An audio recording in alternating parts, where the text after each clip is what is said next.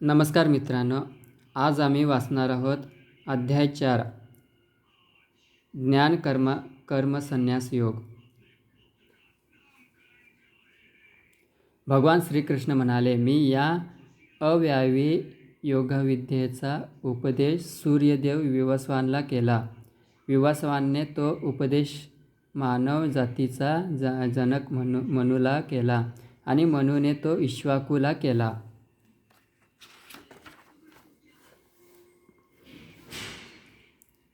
याप्रमाणे हे परम श्रेष्ठ विज्ञान गुरुशिष्य परंपरेद्वारे प्राप्त करण्यात आले आणि राजर्षींनी ते त्याच पद्धतीने जाणून घेतले. पण काळाच्या ओघामध्ये ही परंपरा खंडित झाली आणि म्हणून हे विज्ञान आपल्या यथार्थ रूपात लुप्त झाल्याप्रमाणे दिसते.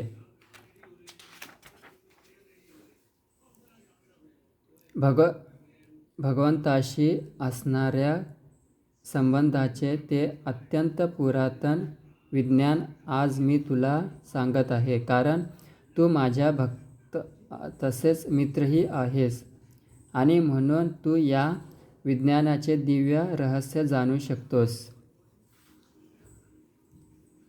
अर्जुन म्हणाला, सूर्यदेव विवस्वान हा जन्माने तुमच्यापेक्षा श्रेष्ठ आहे, म्हणून प्रारंभी तुम्ही या विज्ञानाचा उपदेश त्याला सांगितला हे मी कसे जाणावे.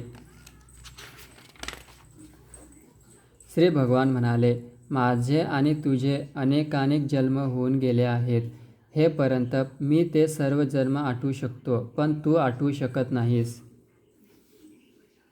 मी जरी अजन्मा असून माझ्या दिव्य शरीराचा कधीच नाश होत नाही आणि मी जरी सर्व प्राणीमात्रांचा ईश्वर आहे, तरी प्रत्येक युगायुगात मी माझ्या मूळ दिव्य रूपात अवतरित होतो.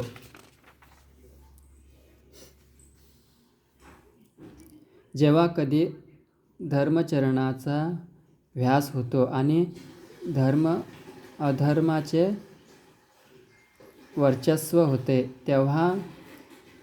तेव्हा हे भारत मी स्वतः अवतीर्ण होतो.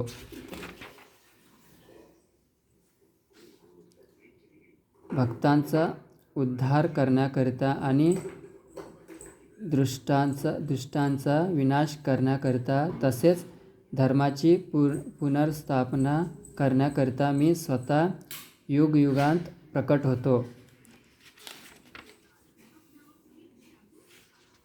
हे अर्जुन, माझ्या जन्माचे आणि कर्माचे दिव्य स्वरूप जाणणारा मनुष्य देहत्याग केल्यानंतर या भौतिक जगतात पुन्हा जन्म न घेता माझ्या शाश्वत धर्माची प्राप्ती करतो.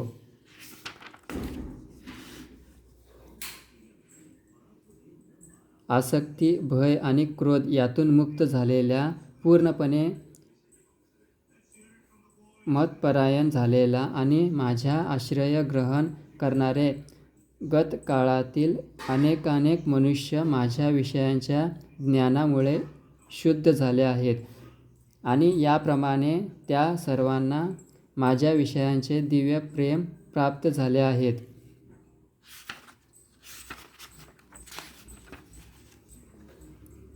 जे ज्या भावाने मला शरण येतात त्याला अनुरूप असे फळ मी त्यांना देतो. हे पार्थ, सर्व जण माझ्या मार्गाचे सर्व प्रकारे अनुसरण करतात.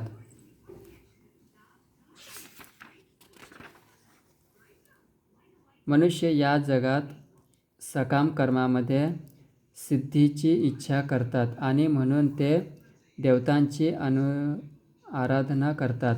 अर्थात मनुष्यांना या जगात सकाम कर्मापासून त्वरित फळ प्राप्ती होते. भौतिक प्रकृतीचे 3 गुण आणि त्यांना अनुरूप अशा कर्मांना अनुसरून मी मानवी समाजाचे 4 विभाग निर्माण केले आहेत. जरी मी या अवस्थेचा कर्ता असलो तरीही मी अव्ययी असल्यामुळे अकर्ताच आहे हे तू जाणून घे. कोणत्याही कर्माने मी बद्ध होत नाहीस. तसेच मला कर्मफळाची आकांक्षाही नाही.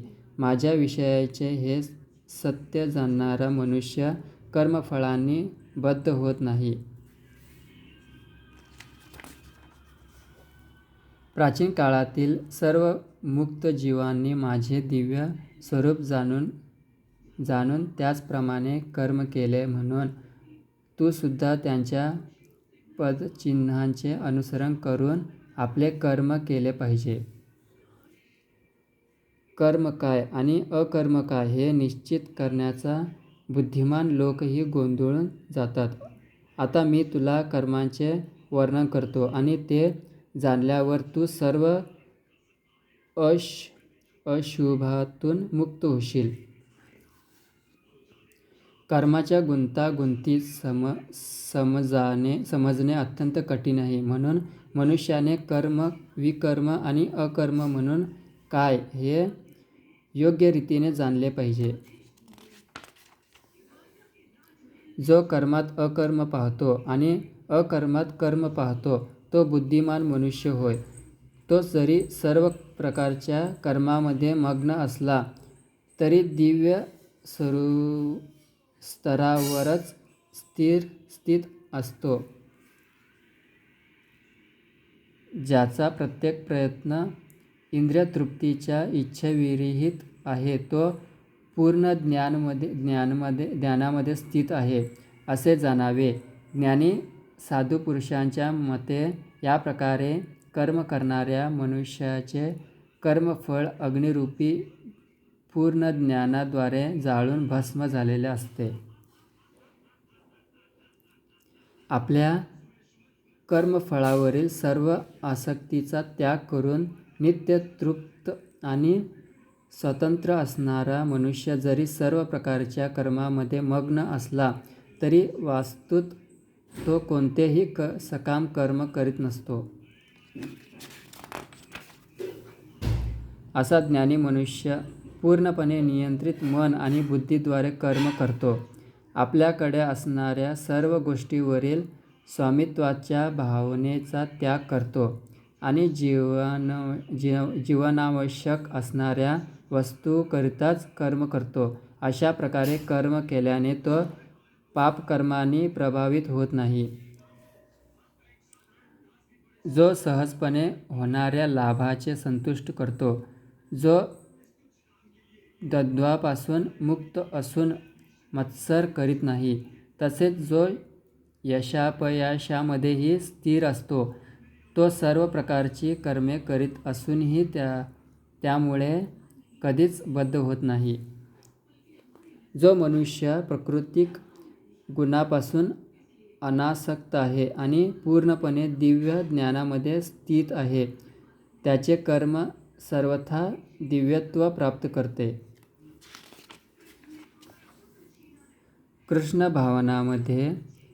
भावनेमध्ये पूर्णपणे तल्लीन झालेल्या मनुष्याला निश्चितच भगवतधामाची प्राप्ती होते, कारण तो आध्यात्मिक क्रियांत सर्वस्वी निमग्न झालेला असतो. या आध्यात्मिक क्रियांमध्ये हवन सुद्धा आध्यात्मिक स्वरूपाचे ब्रह्मरूप आहे आणि हनी सुद्धा आध्यात्मिक स्वरूपाचीच आहे.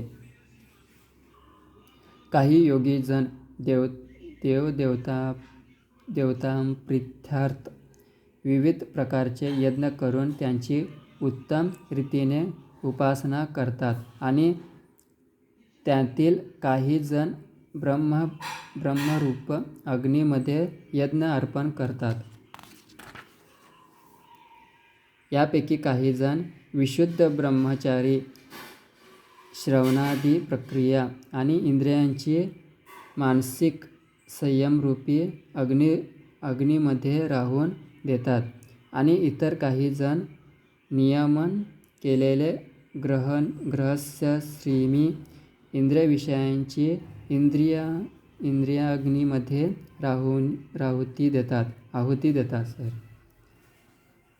मन आणि इंद्रियांच्या संयमाद्वारे आत्मसाक्षात्कार प्राप्तीसाठी इच्छुक असणारे अन्य योगीजन इंद्रिय आणि प्राणाच्या सर्व क्रिया आहुती रूपाने नियंत्रित मनरूपी अग्नीमध्ये अर्पण करतात. कठोर व्रत धारण करीत काही जण आपल्याकडील दिव्यांचा यज्ञ करून, काही जण खडतर तपस्या करून, काही जण अष्टांग योग पद्धतीने आचरण करून किंवा काही जण दिव्य ज्ञानामध्ये प्रगत होण्यासाठी वेदामध्येच करून प्रबुद्ध होतात.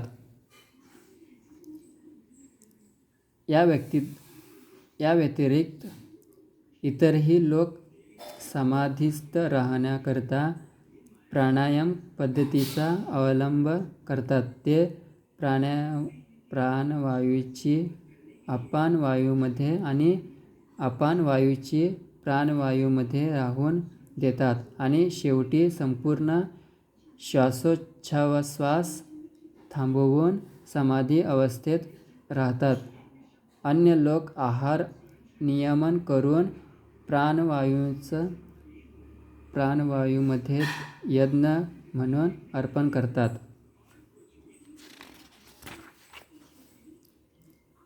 यज्ञाचे आयोजन उत्तम रीतीने जाणणारे हे सर्व यज्ञकर्ते पापकर्मेतून मुक्त होतात आणि यज्ञाच्या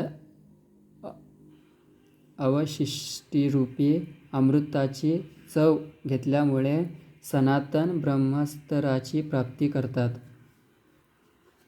हे कुरुश्रेष्ठा, यज्ञ केल्याविना मनुष्य या लोकामध्ये किंवा या जीवनामध्ये कधीच सुख प्राप्त करू शकत नाही. तर मग पुढील जीवनाविषयी काय सांगावे?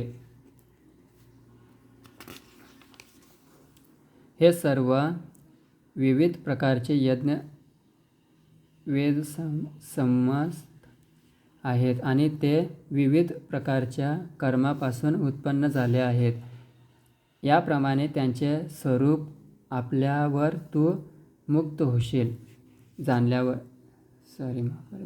तू मुक्त होशील. हे परंतप, केवळ दिव्य यज्ञापेक्षा ज्ञानयज्ञ श्रेष्ठ आहे. अंततः हे पार्थ, सर्व कर्मयज्ञांचे पर्यवसान दिव्य ज्ञानामध्ये होते. आध्यात्मिक गुरूंकडे जाऊन सत्य जाणण्याचा प्रयत्न कर. नम्रपणे त्यांना प्रश्न विचारून त्यांची सेवा कर. आत्मसाक्षात्कारी व्यक्ती तुला ज्ञान प्रदान करू शकतात, कारण त्यांनी तत्त्व पाहिलेले असते. आत्मसाक्षात्कारी पुरुषाकडून वास्तविक ज्ञान प्राप्ती झाल्यावर तू पुन्हा मोहित होणार नाहीस, कारण या ज्ञानाद्वारे सर्व प्राणी परमात्म्याचे अंश आहेत, अर्थात माझेच आहेत, हे तू पाहू शकशील. तू जरी सर्व पापी लोकांमध्ये अत्याधिक पापी असलास तरी दिव्य ज्ञानरूपी नौकेमध्ये आरूढ होऊन तू दुःखरूपी महासागर पार करण्यास समर्थ होशील. ज्याप्रमाणे प्रज्वलित अग्नी सरपण भस्मात करून टाकतो, त्याचप्रमाणे हे अर्जुन, ज्ञानरूप अग्नी सर्व प्रकृत कर्मबंधने भस्मातच करून टाकतो. या जगात दिव्य ज्ञानासारखे विशुद्ध आणि उदात्त असे इतर काहीच नाही. असे ज्ञान म्हणजे सर्व सिद्धींचे परिपक्व फळ आहे. भक्तियोगाच्या आचरणामध्ये निपुण झालेला साधक योग्य समयी स्वतःमध्येच यज्ञ ज्ञानाचे आस्वादन करतो. जो श्रद्धावान मनुष्य दिव्य ज्ञानाची प्राप्ती करण्यासाठी समर्पित आहे आणि ज्ञाने आपले इंद्रिय संयमित केले आहेत, तो असे ज्ञान प्राप्त करण्यास पात्र आहे आणि असे ज्ञान प्राप्त झाल्यावर त्याला परम आध्यात्मिक शांती लवकरच प्राप्त होते. तथापि प्रमाणित शास्त्राविषयी संशयी असणारा अज्ञानी आणि श्रद्धाहीन मनुष्यांना भगवत भावनेची प्राप्ती होत नाही, तर त्यांचे पतन होते. संशयी मनुष्याला या लोकामध्ये किंवा परलोकातही सुखाची प्राप्ती होऊ शकत नाही. आपल्या कर्मफळाचा त्याग करून जो भक्तियोगायुक्त कर्म करतो आणि दिव्य ज्ञानाद्वारे त्यांचे संशय नष्ट झाले आहेत, तोच वास्तविकपणे आध्यात्मिक आहे. याप्रमाणे हे धनंजय, तो कर्मबंधनांनी बद्ध होत नाही. म्हणून अज्ञानामुळे तुझ्या हृदयात जे संशय उत्पन्न झाले आहेत, ते ज्ञानरूपी शस्त्राने कापून टाकले पाहिजे. हे भारता, योगयुक्त होऊन उठ आणि युद्ध कर.